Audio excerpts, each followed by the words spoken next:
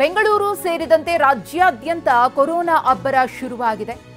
ರಾಜ್ಯದಲ್ಲಿ 40 ಜನರಲ್ಲಿ ಕ್ರೂರಿ ಕೊರೋನಾ ಒಕ್ಕರಿಸಿದೆ. ಬೆಂಗಳೂರಿನಲ್ಲಿ ಈಗಾಗಲೇ ಕೊರೋನಾ ಹೆಮ್ಮಾರಿಗೆ ಒಬ್ಬರು ಬಲಿಯಾಗಿದ್ದಾರೆ. ಮತ್ತಿಬ್ಬರ ಮೇಲೆ ಕೊರೋನಾ ಸವಾರಿಯನ್ನ ಮಾಡಿದೆ. ಬೆಂಗಳೂರಿನಲ್ಲಿ ಸದ್ದೇ ಇಲ್ಲದಂತೆ ಸಿಕ್ಕವರ ದೇಹವನ್ನ ಸೇರ್ತಾ ಇದೆ ಕ್ರೂರಿ ಕೊರೋನಾ.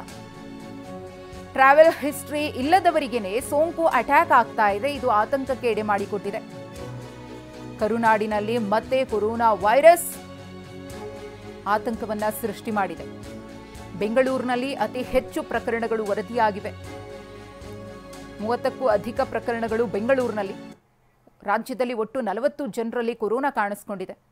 ಈಗಾಗಲೇ ಸರ್ಕಾರ ಎಲ್ಲಾ ರೀತಿಯ ಮುಂಜಾಗ್ರತಾ ಕ್ರಮಗಳನ್ನು ತೆಗೆದುಕೊಂಡಿದೆ. ಆರೋಗ್ಯ ಇಲಾಖೆಯು ಕೂಡ ಈಗಾಗಲೇ ಅಲರ್ಟ್ ಮಾಡಿದೆ.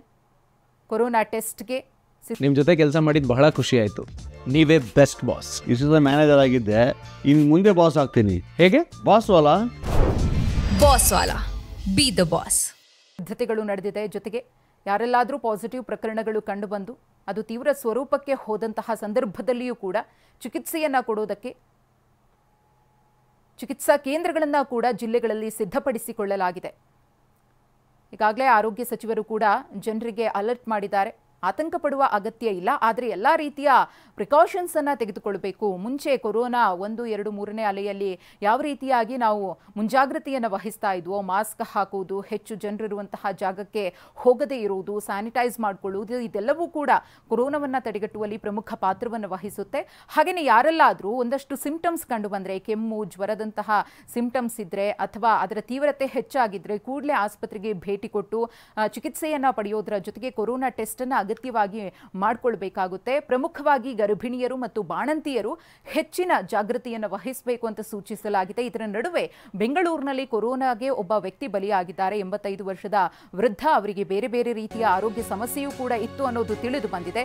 ನಿನ್ನೆ ಬೆಂಗಳೂರಿನಲ್ಲಿ 2 ಕೊರೋನಾ ಪ್ರಕರಣಗಳು ಕೂಡ ಪತ್ತೆಯಾಗಿದ್ವು. ನಿನ್ನೆ ಒಬ್ಬರು ಮೃತಪಟ್ಟಿದ್ದಾರೆ ಕೊರೋನಾಗೆ. ಈಗಾಗಲೇ ಹೇಳಿದಂಗೆ 84 ವರ್ಷದ ವ್ಯಕ್ತಿ. ಬೆಂಗಳೂರಿನಲ್ಲಿ ಸಚಿವ ದಿನೇಶ್ ಗುಂಡೂರಾವ್ ಅವರು ಅದರ ಬಗ್ಗೆ ಮಾಹಿತಿಯನ್ನ ಕೊಟ್ಟರು. 1 ವರ್ಷದಿಂದ ಆ ವ್ಯಕ್ತಿಗೆ ಅನಾರೋಗ್ಯದ ಸಮಸ್ಯೆ ಇತ್ತು. ಬಹು ಅಂಗಾಂಗ ವೈಫಲ್ಯವೂ ಕೂಡ ಇತ್ತು. ಹೃದಯ ಸಂಬಂಧಿ ಕಾಯಿಲೆ, ಟಿಬಿ ಕಾಯಿಲೆ ಇತ್ತು.